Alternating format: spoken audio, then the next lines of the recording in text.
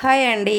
Egg fried rice చేసుకుందామని పొద్దునన్నమైనా సరే night అప్పటిదప్పుడు ఉడికించుకున్నదైనా సరే అప్పటిదప్పుడు ఉడికించుకున్నదంటే కొంచెం చల్లగా చేసుకోవాలి. ఇక పొద్దునన్నదైనా వండిందైతే ఇట్లా అప్పుడే నేనైతే పొద్దున్న వండిన అన్నమే చేస్తున్నా. ఒక కడాయి పెట్టుకొని అది వేడైనాక నూనె వేసుకోవాలి.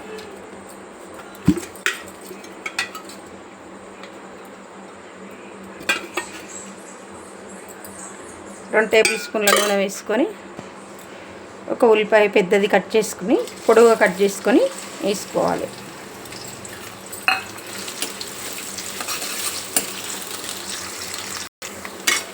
ఉల్లిపాయ పూర్తిగా వేగకున్నా సరే ఇప్పుడు కట్ చేసుకున్న 3 పచ్చిమిర్చి ముక్కలు,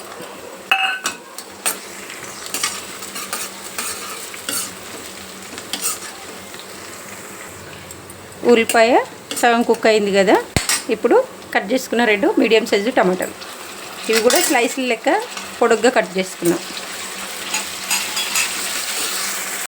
పొడిలోనే ఒక 1/2 teaspoon ginger garlic paste,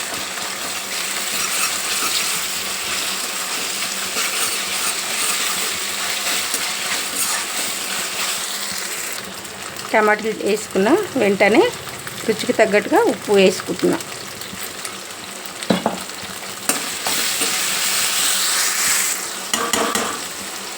ఉప్పు వేసుకొని కొంచెం టమాటా సాఫ్ట్ అయిందాం. ఒక 2 నిమిషాల తర్వాత టమాటా కొంచెము మగ్గింది కదా. ఇప్పుడు రుచికి తగ్గట్టుగా కారం,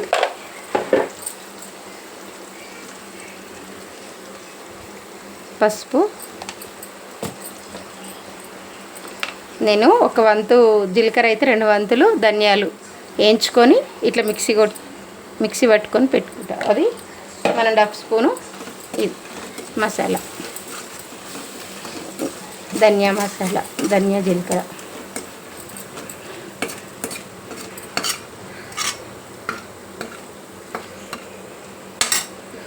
స్టవ్ సిమ్లో పెట్టుకొని ఇప్పుడు ఎగ్స్ వలగొట్టేసుకోవాలి.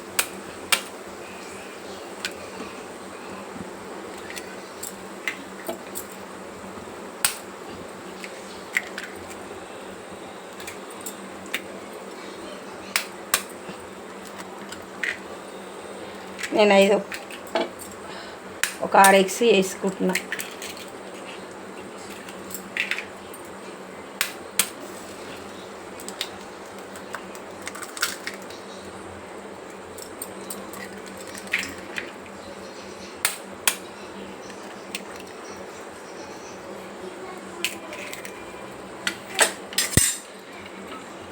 ఇప్పుడు మూత వేసుకొని కొంచెం మగ్గనిద్దాం.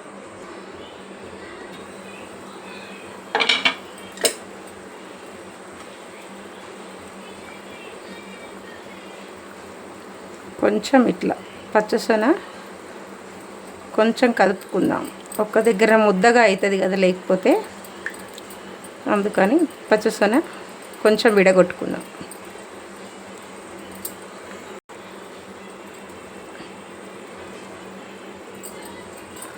కొంచెము ఆమ్లెట్ టైపు కానిద్దాం.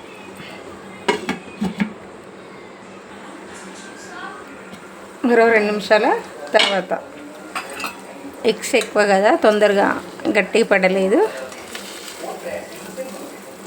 సరే తిరిగేసుకుందాం.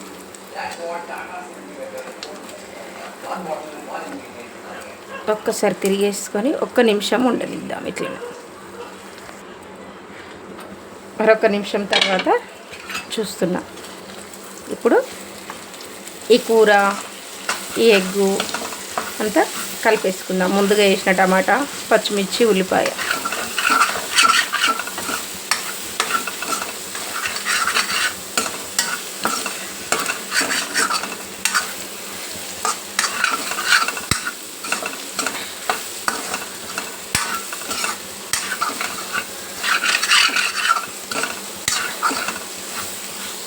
ఇప్పుడు ఇదే టైంలో ఒక స్పూను గరం మసాలా,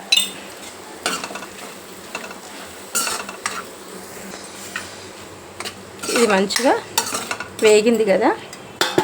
అన్నీ మంచిగా ఈవెన్గా ఫ్రై అయినాయి. ఇప్పుడు మనం ఉడికించుకున్న రైస్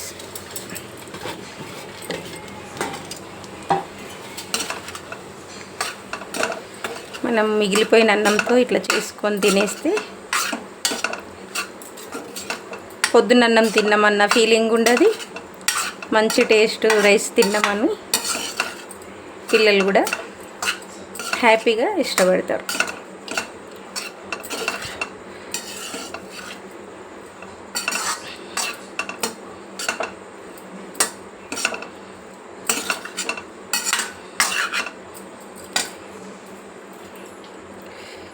ఇప్పుడు కొత్తిమీర చల్లుదాం.